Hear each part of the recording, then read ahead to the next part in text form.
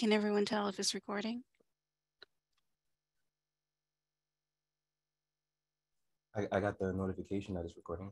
Okay, thank you so much. Just want to make sure.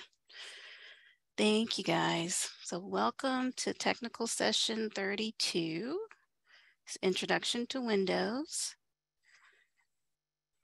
And we'll be discussing mainly Windows 10 and Windows 11 and the things that comprise an operating system. But we have a few objectives here. Can I have a volunteer to read them?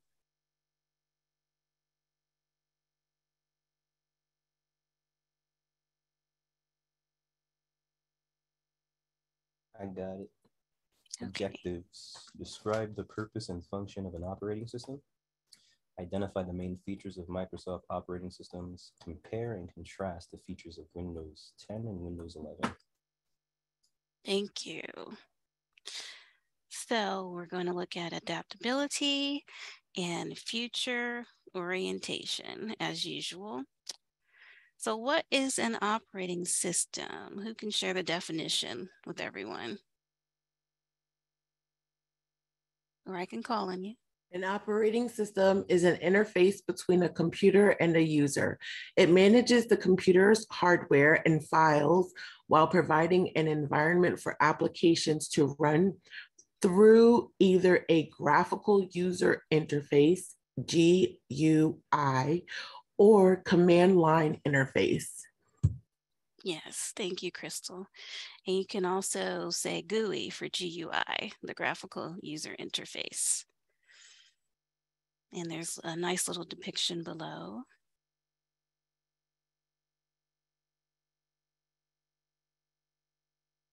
Now we'll discuss the components of an operating system. So every operating system has two main internal components, the kernel and the shell. Who can share this information with us?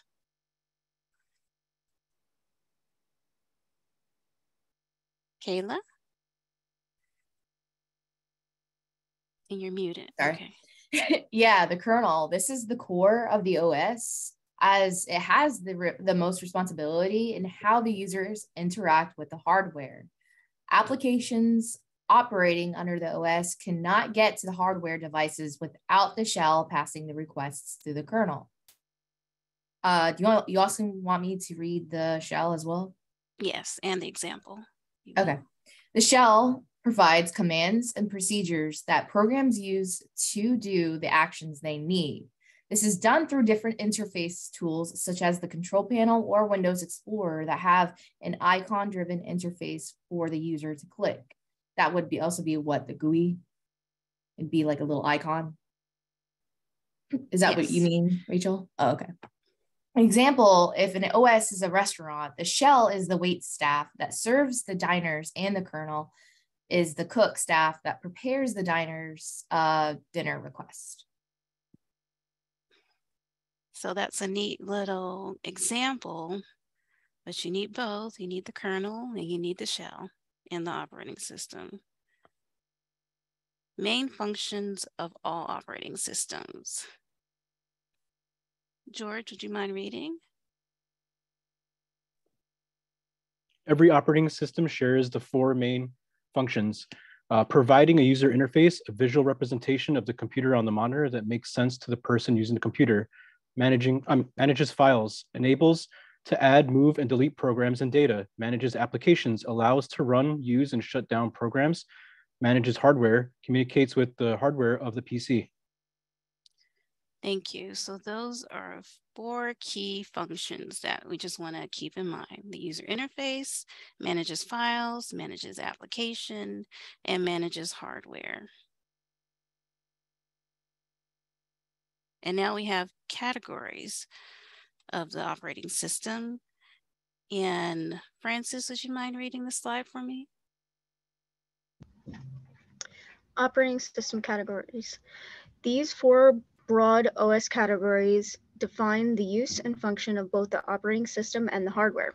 Server allows for sharing of info and applications by workstation OSs, optimized for background processes used for access by clients.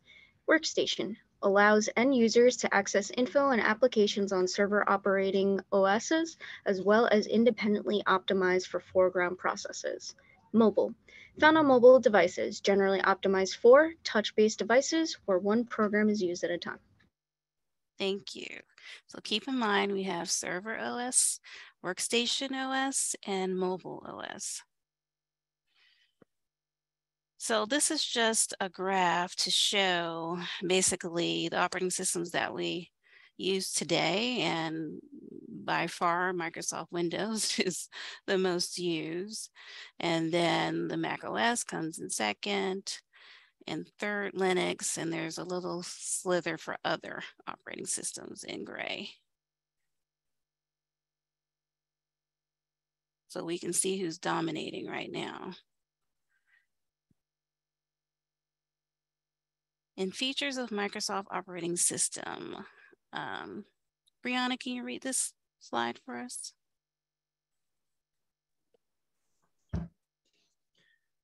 There are a number of features that are common between Windows 10 and Windows 11. Others are different from one operating system to another. Some of the main features are 32 bits versus 64 bits, desktop, file explorer, Windows settings and control panel, administrative tools, and event viewer. Thank you so much. So we're just gonna show and discuss a little bit about those that are featured. So first, 32-bit versus 64-bit OS.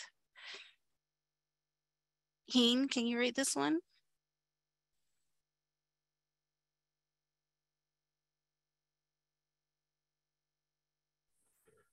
.32-bit and 64-bit is the determinant for the amount of data the processor is able to process effectively.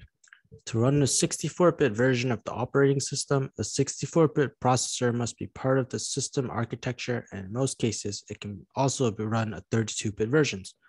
If the system architecture is 32-bit, it will not run 64-bit operating systems or application programs. Another main difference between 32-bit and 64-bit is in how much memory can be used. 32-bit systems can only use up to 4 gigabytes of memory, and installing anything more than that will go unused and unrecognized. The basic information about the computer is shown in the system applet, and the control panel will show what version of the OS that is installed, as well as the computer name, activation status, and system index rating. Thank you so much. I would take like a screenshot of this. It's just information that I think you will need to understand for 32-bit versus 64-bit. And the next slide, we'll talk about Windows 10 and 11 a little bit more. It breaks it down. You'll probably need a screenshot of the next slide as well, because it's going to discuss the minimum requirements for Windows 10 and actually for Windows 11 too, to the right. So I think it's important to read each one because this is something you're going to really have to know. So for the Windows 10 32-bit, let's see. SK, would you mind reading the requirements?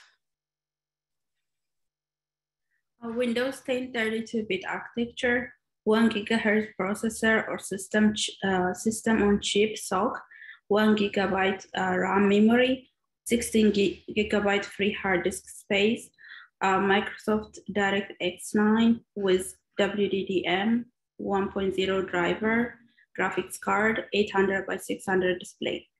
For Windows, go ahead. Yeah. For Windows 10 64-bit architecture, 1 gigahertz processor system on chip SoC, 2 gigabyte RAM memory, 32 gigabyte free hard disk space, Microsoft DirectX 9 with WDDM 1.0 driver, graphics card, 800 by 600 display. Windows 11 64-bit architecture only, 1 gigahertz processor with 2 cores on a compatible 64-bit processor, SoC, system on chip, 4 gigabyte of RAM, 64 gigabyte free hard disk space, UEFI, secure but capable firmware, trusted platform module 2.0, direct X12 with WDDM 2.0 driver graphic card, high definition 720 pixel, 8-bit per color channel, 9-inch diagonal or greater display. Yes, thank you. So for minimum requirements, what's the difference between a 32-bit and 64-bit for Windows 10? Double the RAM, double the hard disk space. Yes. Now, thinking about Windows 10, what is the difference between Windows 10 and Windows 11 requirements?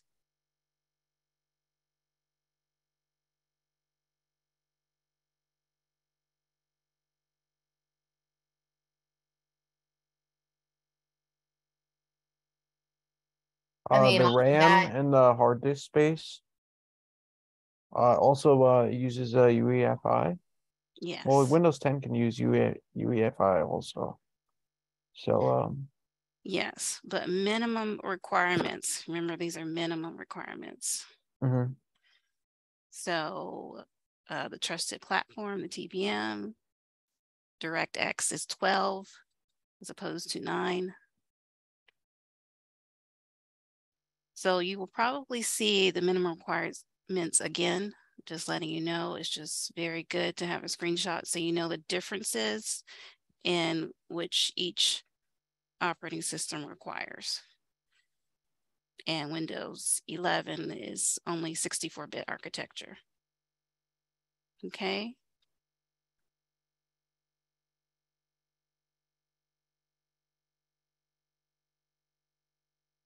Windows interfaces.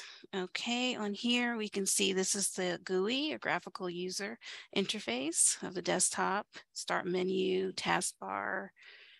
You have instant search, task view, notification area. It's just showing you a depiction.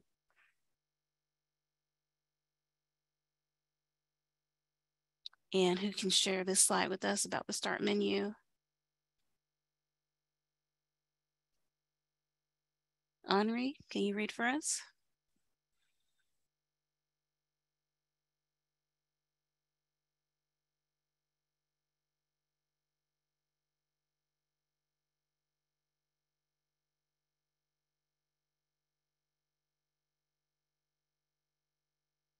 And you're muted if you're reading.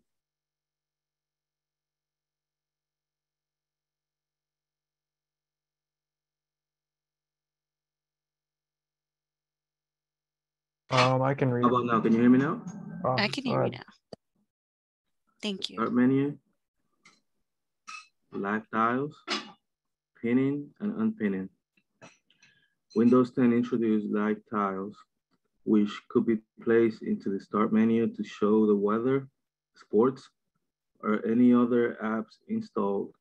In addition to live tiles, common application shortcuts can be pinned in the start menu. Programs and files folders can be pinned to the taskbar for faster access simply by right-clicking the program and choosing Pin to Taskbar. Thank you so much. Does anybody here I like this feature? cannot download Windows 11 on my laptop. Say again? I can't download Windows 11 on my laptop. Oh. Yeah, I gotta get a new one. Okay. Does anyone like the live tiles in the start menu? You may be grateful for that later, Enrique. Right. Yeah, very much so, brother. Yes, I'm not in a rush to. I'm not in a rush either. to do that. Kind of sucked up. Yeah, I'm not in a rush. Windows 7 was the best in my opinion. It was just a better XP. That's really all it was. It did everything that XP did, and it just looked better. That was it. Okay. I bypassed all of those Windows. I still like Windows 10. I hadn't used computers since like 2000 until like maybe 2000 now. Oh wow. Yeah. What about Windows NT 4.0? We don't talk about that. Yes, let's go with Adrian. Don't talk about that. It's like, Okay. you know, That's right. We don't need they to. come to the function, but you know, they're not really family. You know what I'm saying? I understand. Does anybody recognize this interface?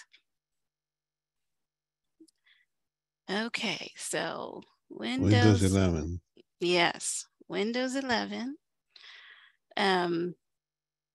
Basically, it just seems like Windows is trying to look like a Mac OS interface.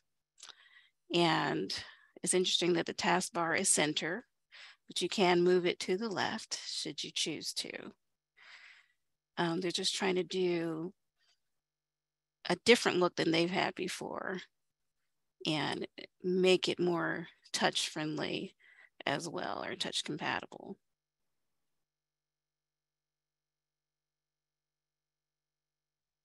Does anyone like this style of the interface? It looks kind of like Ubuntu too. Good point, good point. I mean, it's a lot less cluttered. I mean, I'm using Windows 11, but I don't have a generic background, so I almost didn't recognize it. But the bar beneath does come in handy because I just use this for business only. So yeah, I mean, it's nice. It's not distracting in my opinion. Okay. It just seems like, you know, with new versions, it's almost like putting different makeup, making it look different when, you know, basically down to the bare bones is pretty much the same. That's what I was just about to ask you. I know on Android phones, you could change the theme so everything can look different than what the actual OS has for its generic icons and stuff like that. Do like PC in operating systems do that? Or are you allowed to do that? You can make personalizations. But like on a crazy scale, the way that you can use a theme, because it's like I understand that you can personalize. Oh, third party apps. Okay, I understand that. Never mind. I thought it was more like integrated. Basically, you're just taking off the whatever hat it's wearing, because like Rachel said, it's all the same thing on like when you strip it down to the bare bones, right? And they make you, it's kind of like they make you go different ways to get to certain settings than you used to before, or want to call it something else. Settings is no longer control panel. Those are two different things now. Control panel can be found within the settings. That's very confusing. Yes, I was going to get to that. Yeah. Very confusing. And this just talks about, it's rudimentary, but it's talking about making personalizations to the desktop when you right click, personalize themes, colors, fonts, your lock screen.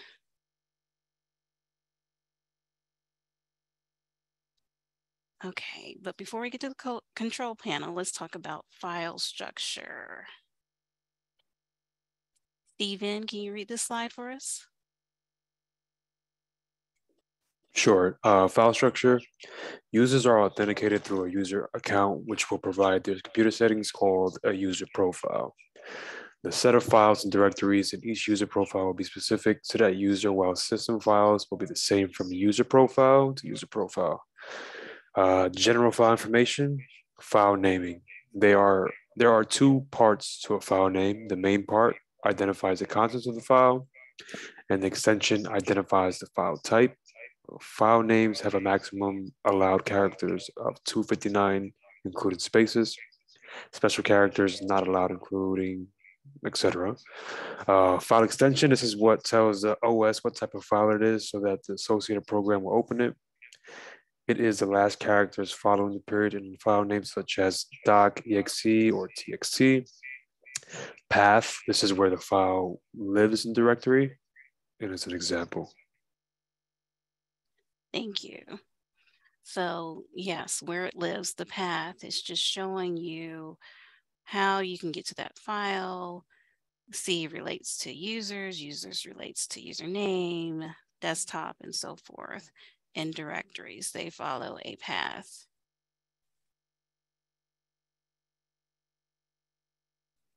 And this talks a little bit more about the File Explorer. There are system objects, like user account, OneDrive, PC, network, recycle bin. There's drives and folders and files. System files are also located. You can find through the File Explorer. And it's just a little illustration for you.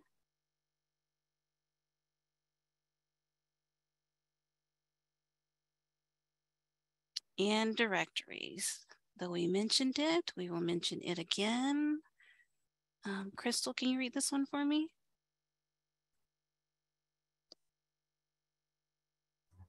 I was not trying to show y'all me. Directories can be located within File Explorer and give a hierarchical view of folders and files specified on the different drives available for that system. It is a method to organize files in a meaningful way. A folder that contains other files and folders located within a directory is a subdirectory. Thank you very much. And here's just a little bit about OneDrive. You can share this one. Amaya, can you read?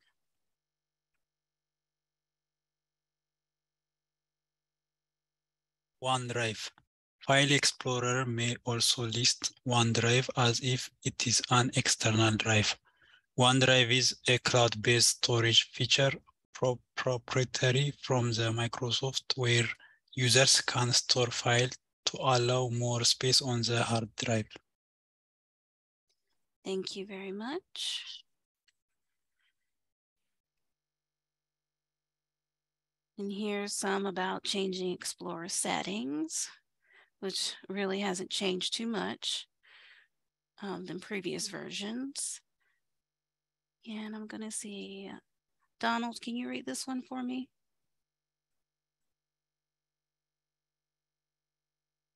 Yeah, sure. Thank you. Okay, changing Explorer settings. The toolbar in File Explorer contains many options located in the Organize tab, including changing the layout and folder and search options. The folder and search options has 3 tabs: General, View, and Search. Number 1, General, allows changing from double-clicking a file to open to a single click and changing the navigation pane and how browsing folders should appear. View. This tab has advanced settings specifically related files and folders and how they appear, including showing hidden files and folders. There's also an option to reset to default settings. Search tab gives specifics to how a user wants to search for a file or folder. Thank you so much. Managing files and folders.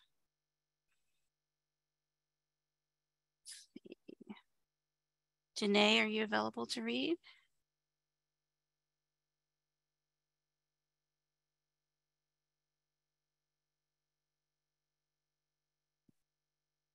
Okay, maybe not.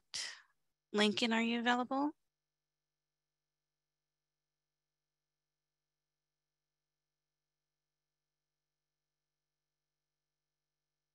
Ian.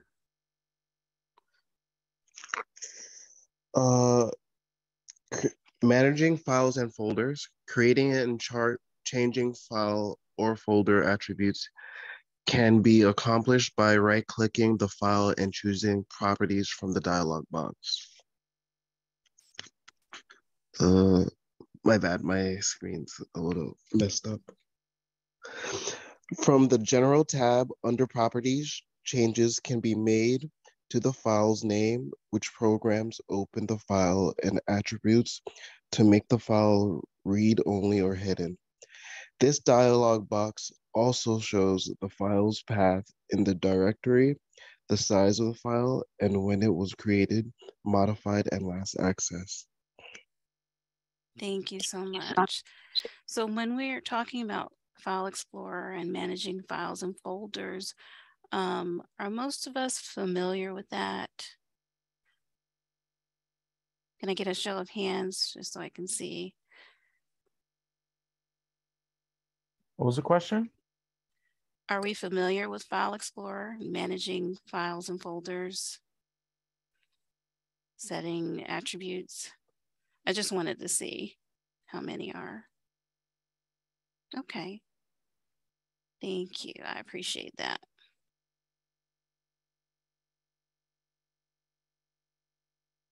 Okay, a little bit more on managing files and folders. We're talking about security. Kayla, did you have a question? Or you want to read? I mean, you just had your hand up. I can read. Yes, you had your hand up from the previous question, but I appreciate it if you read for me. Thank you. Okay, yeah. Anything for you, Rachel. Okay. All right, managing files and folders. The security tab assigns permissions to specific groups or users and designates who has access to edit, modify, view, read, and write.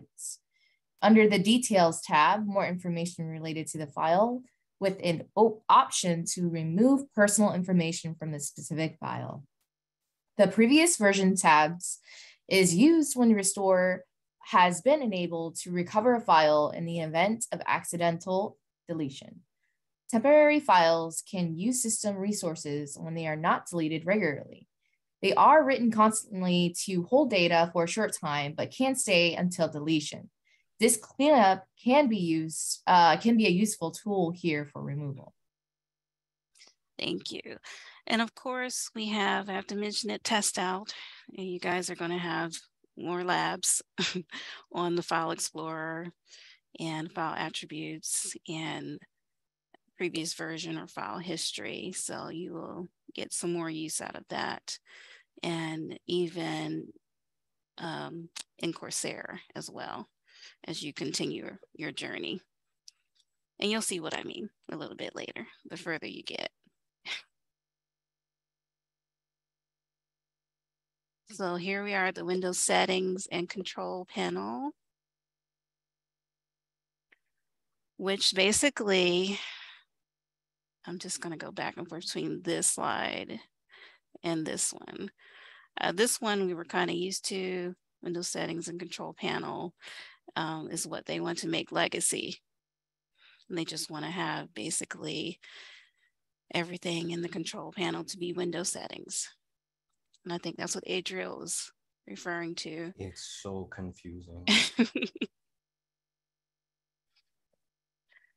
So I know I just like the way the control panel was laid out to begin with. It's just, to me, it's easier to find things, but that's the way I was used to. But if you have to adapt or make changes, sometimes we do. The other thing about Windows 11 I kind of noticed is it's a little rounder, less square. It's like little curved edges than square edges. It's just an observation.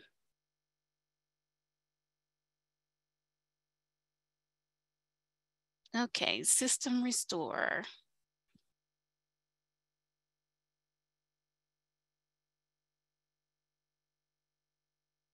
I don't know, they're changing things constantly all the time. Let's see. Christine, are you available to read?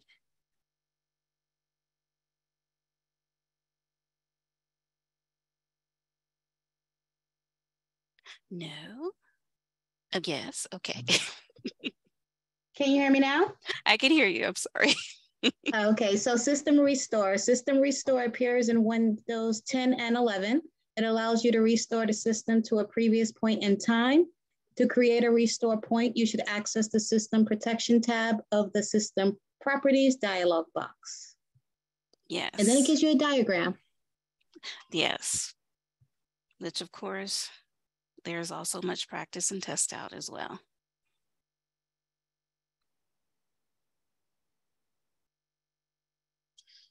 Okay, security or some security. Let's see. Artez, are you available to read?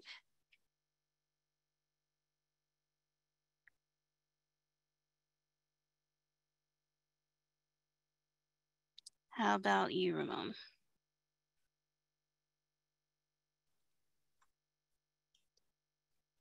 Security. Windows Defender firewall with advanced security. Windows firewall can be used to stop incoming and outgoing traffic. Windows Defender is known as a Microsoft Defender located in Windows security settings, a free anti-malware and antivirus program. Yes. So, you know, we've all heard of Windows Defender, the firewall, and I think the change is instead of Windows Defender for the antivirus and malware it's called Microsoft Defender. It's also known as Microsoft Defender.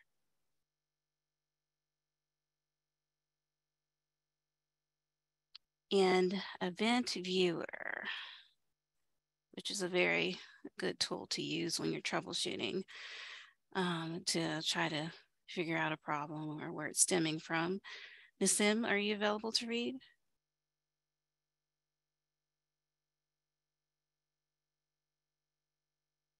Yes, just a second. Okay. Okay.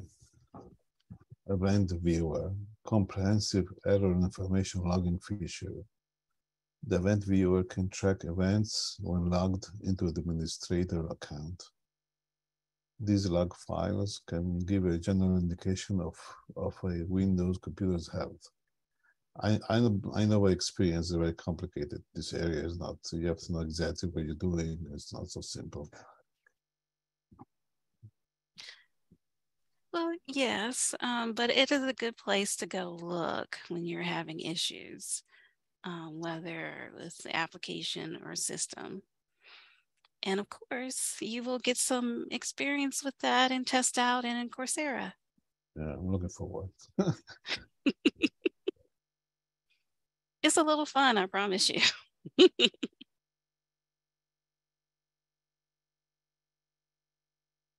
Okay, here are some administrative tools, and I would take a screenshot of this. You have computer management, defrag and optimize drives, disk cleanup, event viewer, local security policy, resource monitor, registry editor, services, task scheduler, and we'll go in a little bit more detail on that in another technical session. But it is good to have, basically, you can take and make shortcuts and snap-ins for these. It's good to know, like, no, I'm not going to say that because you'll use that. Never mind. But if you run them in your system, like tasks, schd.msc, it'll automatically run for you. So it's good to know the file and their extensions. Snapshot.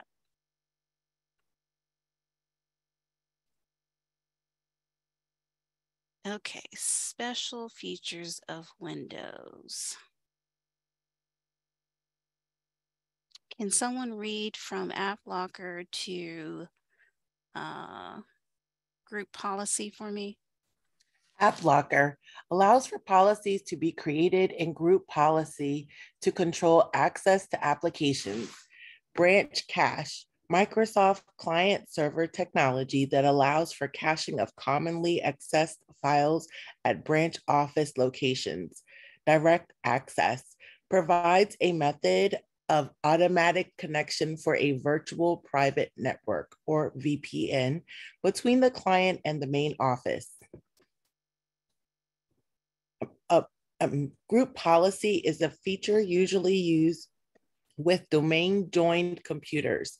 The feature allows for policies to be applied to users and or computers within the domain. The settings in these policies can be different rules, controls for the user or computer. Thank you so much. Of course, we'll get practice with group policy in some of your labs. And Aminata, did you have a question?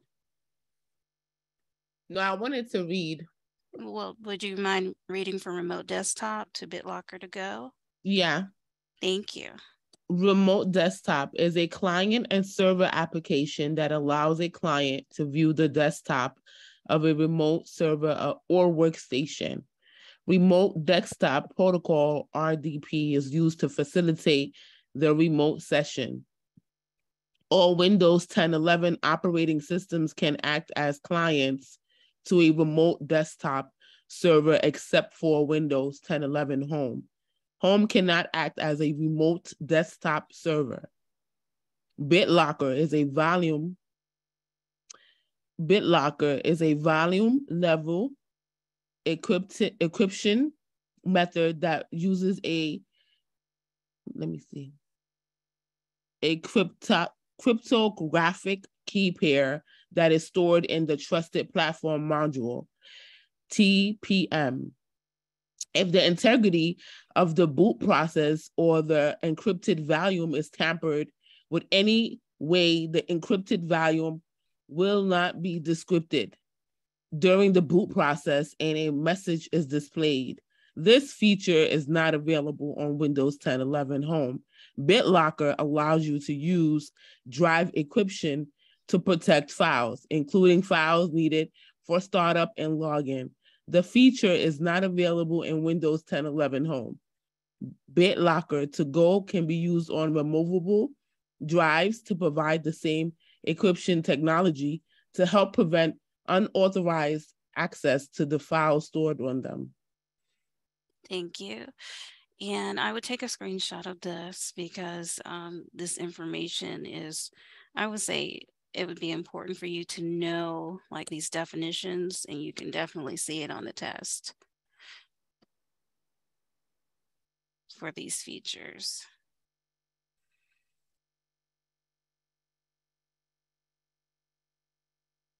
Is this the last week that we'll be learning new stuff, or is that next week?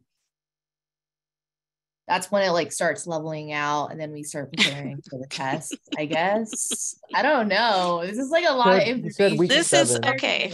This is like so eager to be done with the learning.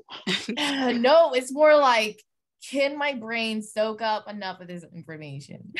I'm running out of brain. Still October though. And this is just an introduction. It's a 1,500-page book. Oh my God. Kelly just likes bullying people. All right. We're all overwhelmed, Kelly. You just happen to be the person that is not afraid to make everybody else know. And that's not a bad thing. I don't even know if that's a good thing or a bad thing. It's not a bad thing. It's not a bad thing because it allows everybody else to know that, oh, I'm not the only one. Sure. So you guys have to understand this. I look for 3 distinct traits when I'm looking for a TA. 1, mastery of the material.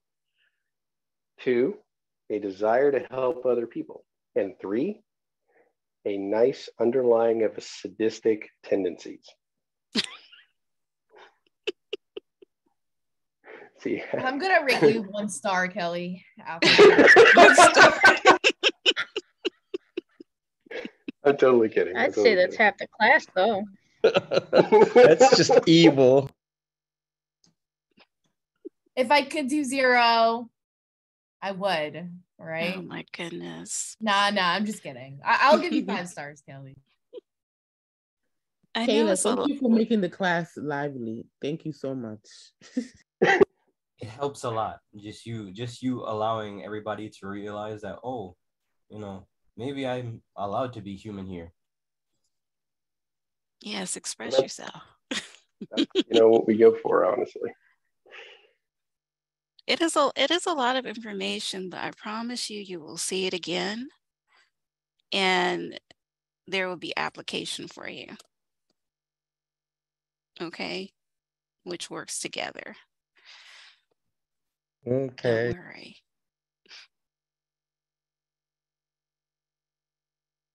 Now we have some Windows features that are not available, the Windows 10 features that are not available in Windows 11. People, which I didn't realize that we had in Windows 10, but it's about making your contacts available readily to you in alphabetical order. Skype is no longer. Now they use Microsoft Teams for Windows 11. Timeline no longer resumes files and activities from a previous session. Cortana is not enabled by default. Internet Explorer's replacement is Microsoft Edge. The S mode only in, go ahead. We have to go easy on Skype, you know. They pre-pandemic, they only had a 10-year head start on everybody else. So they needed more time. They should have been there. They should have. They missed out. I don't know how. Okay, the tablet mode is removed for Windows 11. Wallet is removed. Windows 10 at multiple PowerShell applications, and now I believe it's just one in Windows 11.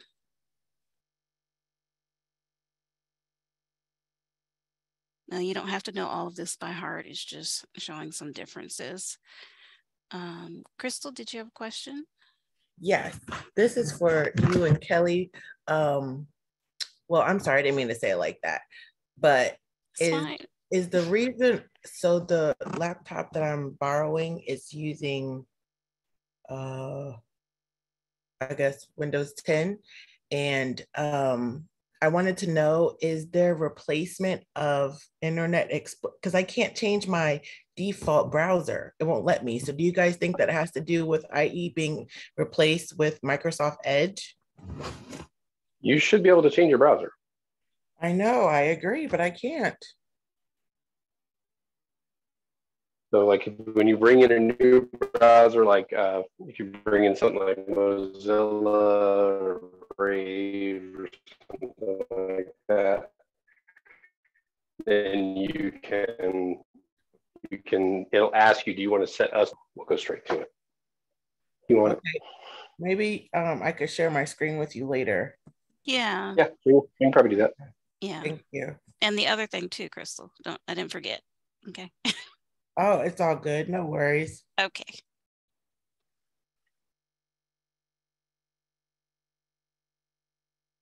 Okay, I would take a screenshot of this slide as well.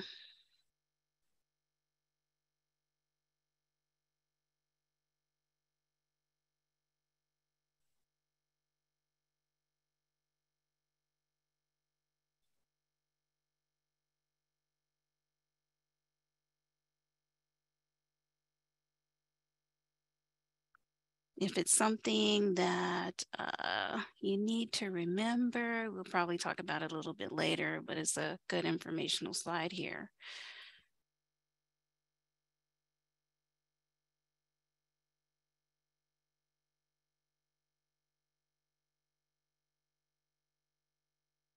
Okay, everybody got it?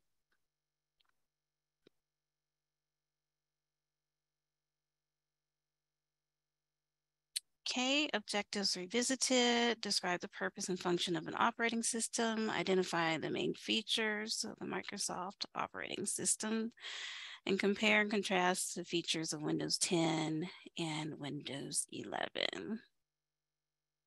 And that concludes this session, but are there any questions? I took a screenshot and I'm looking at it. And it was one of those things where it just didn't click until George said it, but 6 terabytes of RAM? RAM? What are you doing? It's a maximum. That doesn't mean anything. Maybe somebody wants to have 20,000 instances of Candy Crush running at the same time. Oh, is that good? Oh, what do you mean if that's good? Did you guys notice the cores? Sorry. I didn't mean Did you sound notice like the cores? the maximum chords. That's interesting. 120, bro. So virtual machines. Okay, now I get that. I would think that maybe okay, I mean, if there's only one system, how much power is it's just too much information.